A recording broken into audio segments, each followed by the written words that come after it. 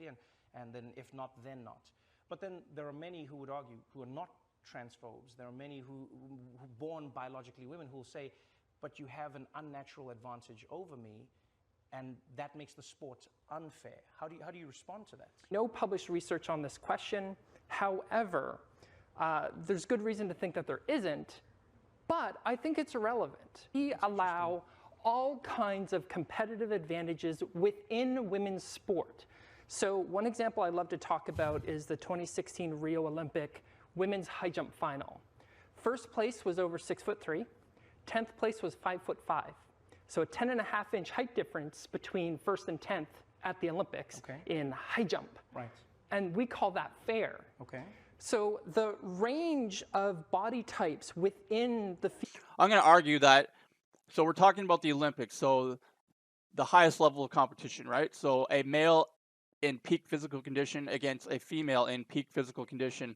So the male 100% has an advantage. I'm not going to get into it. Bone density, lung capacity, you know, all that shit. Testosterone, muscle mass. So I'm going to argue a 5'5" male in peak condition would destroy a 6'3" woman. And I have some examples for you. So this is Isaiah Thomas. He's 5'9", and he played in the NBA for 10 seasons.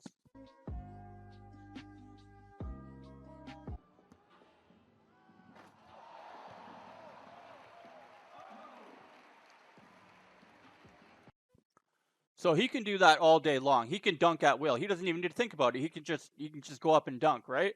And he's a male, and he's 5'9". So we all know this one, Brittany Griner. They're the one the Democrats traded for the Lord of War. So she's 6'9", and she plays in the WNBA. And I'm pretty sure she's on testosterone too. Not right in this clip, but. You're live. Go right ahead. Oh, we'll give her another shot. Hang on, just we'll give her another shot. So she has a foot on Isaiah Thomas. Keep that in mind. I don't think. You know, it's the pressure we put you on the spot. First place was over 6'3", 10th place was 5'5". So a 10.5-inch height difference between first and 10th. So if there's an advantage, and I'm not saying that there is, for trans women in women's sport, it's not an unfair advantage. Trans women have an advantage over cis women. We don't know. In fact, there's basics in high jump. Right. And we call that fair. Okay. What are you talking